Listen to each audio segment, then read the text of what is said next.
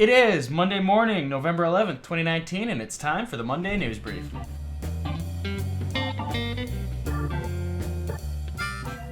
Hey, welcome back, and thanks for stopping by for yet another edition of the Monday News Brief brought to you by CDTTV, a part of the Central Dakota Times. I'm your host, Nate Iverson, and in this week's episode, we have Game Fish and Parks Conservation Officer Diana Landegent on to talk about the pheasant season. In addition to talking about the actual pheasant season, Conservation Officer Landegent will also be talking about some of the things the Game Fish and Parks does ahead of the season to prepare. Additionally, she'll also be providing information on where to go for free resources provided by the Game Fish and Parks. If you enjoy the online content provided by CDTTV and the Central Dakota Times, feel free to subscribe to us on YouTube by searching Central Dakota Times newspaper and clicking subscribe, dropping us a like on Facebook by searching Central Dakota Times, and also checking out our free content available on our own website, www.centraldakotatimes.org. And as always, if you want to see this full interview, news, other events, sports, and more, be sure to pick up your very own copy of the Central Dakota Times every Wednesday morning wherever newspapers are sold in Central South Dakota. Let's get to it. So, Conservation Officer Diana Landegent. I even said it right this time, didn't I? You did. Booyah. All right. Did you practice? I thought about that before I left. I'm like, okay, I'm so bad at pronunciation. I'm going to get it right this time. Welcome back to CDTTV. Thanks for taking some time out of your, I'm guessing, super busy schedule now that it's pheasant season. Just about, yes. Yep. So let's just go right through it. We spoke in July. Mm-hmm. It's been 3 months already. That's crazy. And we talked about BUIs and some boat safety stuff. Do you have any updates on that, kind of how the summer went? Yeah, our summer actually went really well. And I asked our boating instructor how trends have went for BUIs. Mm-hmm. So we started keeping track of them back in 2013. So we actually were increasing on our BUIs, and 2015 was our peak statewide for BUIs. Okay. We had around 40. And then since 2015, we've been decreasing in our BUI numbers, which is actually really good. I think people are starting to get the idea that we're out there patrolling, right, watching for people being over the influence of alcohol while they're boating. So the fact that we are declining on BUIs, it's good to see. It's a good number? Yes. So, let's talk about pheasant openers. So residents started on the 12th of October. Correct. So you've been out on the road a little bit so far. What have you seen in terms of, birds and how everything's going so far? Yeah, so Saturday or the 12th was our resident opener. It's for residents only, on public land only. Okay. So I started off up at Burl Bottom, just north here of Chamberlain. I thought, the weather was kind of crappy on Saturday. It was really windy and chilly. So those hunters that I did check, they were actually doing very well. They said they were seeing a lot of birds. A lot of guys were getting their birds. Mm-hmm. They were holding in some thick cover. Sure. So those guys stuck to those areas where there was thicker cover, although they didn't like walking in that thicker stuff. But they were finding their birds.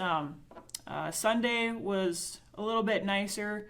Said guys were also getting their birds, but because people were already out on Saturday, it was a little bit tougher for them with people already out on Saturday. And Monday was actually kind of slow for people being out. But guys are finding their birds, and so that's good to see. Really looking forward to this coming weekend. Awesome. And then I know I was reading through the brood survey report that the Game Fish has out, and it was mentioning that the statewide numbers are down 17% and Chamberlain's around 8%. Yes. Is that correct? Yep. Is that partially just from things are hard to get to and count, or how is that all figured in? Yeah, as everyone is aware this year, we've had a lot of moisture. So when we ran our brood routes, it goes from July 25th to about the middle of August. And we run those routes counting birds on primary days. And primary days would consist of mornings where there's a lot of dew, very little wind, and sunny. So there was a few days in there where we had primary days. And when we ran our routes, we came across some flooded roads, so we had to detour around the areas that were not on our route, so we couldn't count those birds. Sure.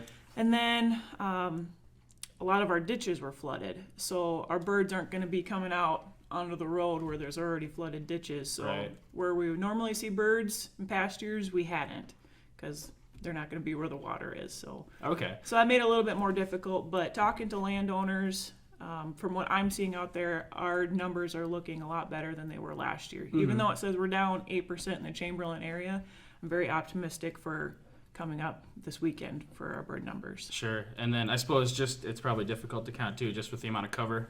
Yeah. Those birds aren't willing to. Yeah, there's so much cover, and they're sticking to the thick stuff.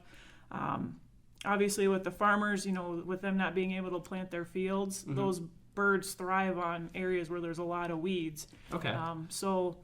Any advice I give to hunters this weekend, if you see any thick, weedy areas, hit those areas because there's going to be birds in them. Good to know. I'm heading out on Saturday. So. Good. Okay, cool. And then I guess just going back to the counts, maybe elaborate just a little bit more on how the counts are made. Obviously, you have routes that you run. Yes. Is that is everyone's counts sort of aggregated, and then that's how that works?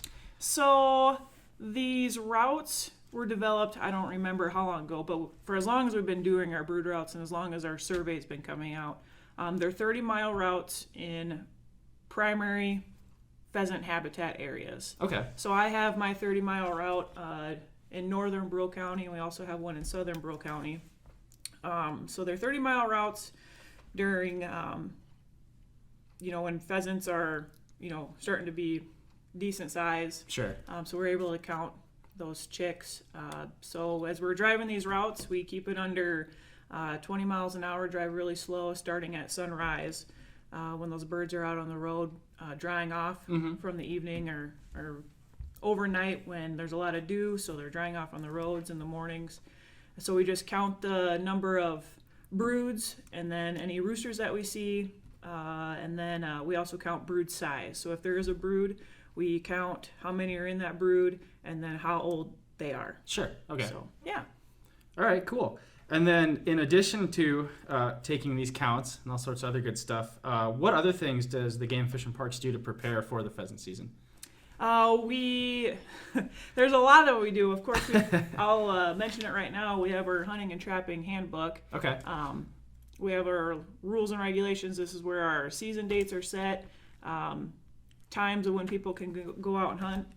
And then we also have our public hunting atlas. So it's if we have any new public lands out there, we make sure they get in the book. For me, I'm actually going out before pheasant season and setting up and also giving landowners these 660 signs.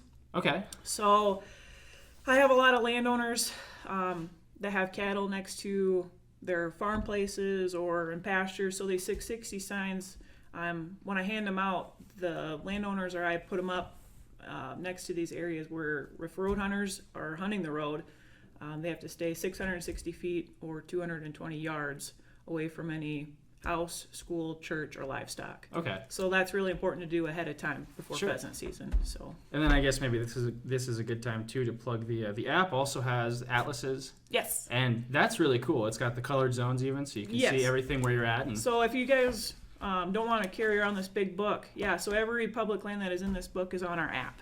Okay. Yeah, and I will say Onyx. Have you ever heard of Onyx? I have not. So ONX. It's an app that has landowners' names and also our public hunting areas. And it's an app that is so universal, and we use it all the time for finding out who landowners are.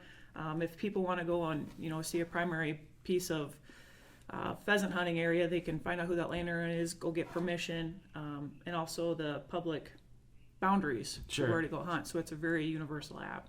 I highly recommend it. Sweet. I'll have to pick it up. It's free? It's free. Oh, booyah. It can be. Well, for us, we get it for a year free, but otherwise I think statewide in South Dakota it might be around $10, but it's totally I use worth it daily. Yeah. Awesome. Okay, and then once the season actually starts, you've been doing all these preparations, getting the literature out, taking measurements. What is your role on top of your regular duties? What happens once pheasant season begins? I still respond to all calls. Maybe out on the river, checking fishermen one day. Like my job is so diverse. It just depends on what's going on, and I do trick of all trades. There you go. That's a short way to answer your question, but it's still doing regular duties as usual. Sure. So not sleeping is a talent of yours.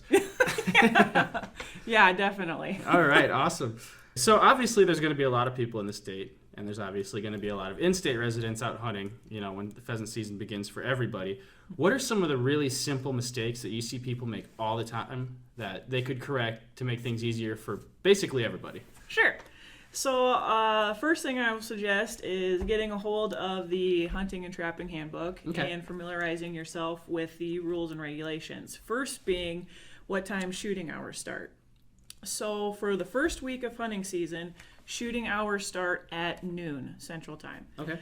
So after the first week, it then starts at 10 a.m. Okay. For shooting hours. Making sure you have the proper licenses also is very important. And then, because road hunting in South Dakota for small game and waterfowl is legal, and a lot of people do it that way, making sure you familiarize yourself with the road hunting rules and regulations, and that'll be in our hunting and trapping handbook. Okay. Yep. So really just read the directions. Yes, that's Honestly, how you should start everything. That solves, there's so many problems that could be solved by just reading the directions. Yeah, definitely. And of course, if people have any questions, if you guys can't find anything in the handbook, please just give me a call. Sure. All of our conservation officer numbers are located in the hunting and trapping handbook and our atlas, so give us a call anytime. That's what we're here for. Cool. And we will put probably some of the main numbers in the description also, so great. That'll help out. Perfect. Finally, obviously you said the handbook and the app have a lot of information. Where can people go to get licenses and all the other necessary? So people can go onto our Game Fish and Parks website. If you don't already have an account, create an account. And our website is gfp.sd.gov. And otherwise, we also have several places in town that sell licenses. So stop at a gas station, whether it be CFC Food and Fuel, Gary Allen sell licenses, different places like that across town. So you guys are able to get your licenses and be ready to go for the weekend. And they're pretty well advertised, so yes. You know where to go. Yep. And then also digital apps are available.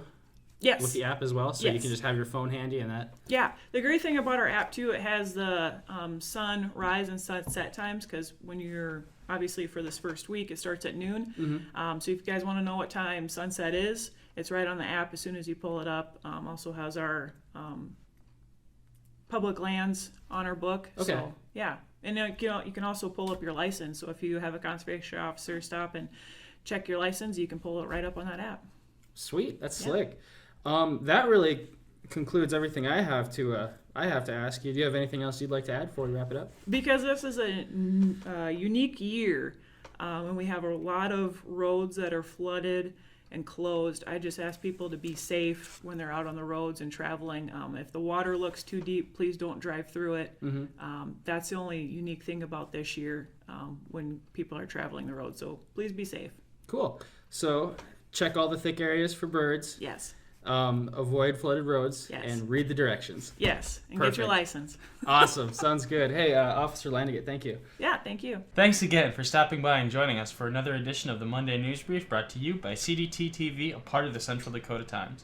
As stated before, if you enjoy our content, please consider checking out our YouTube channel, Central Dakota Times Newspaper, and becoming a subscriber, liking us on Facebook, and checking out our website, www.centraldakotatimes.org. And as always, be sure to pick up your very own copy of the Central Dakota Times, available every Wednesday morning wherever newspapers are sold in Central South Dakota. Until next week, I'm your host, Nate Iverson, and have a good one.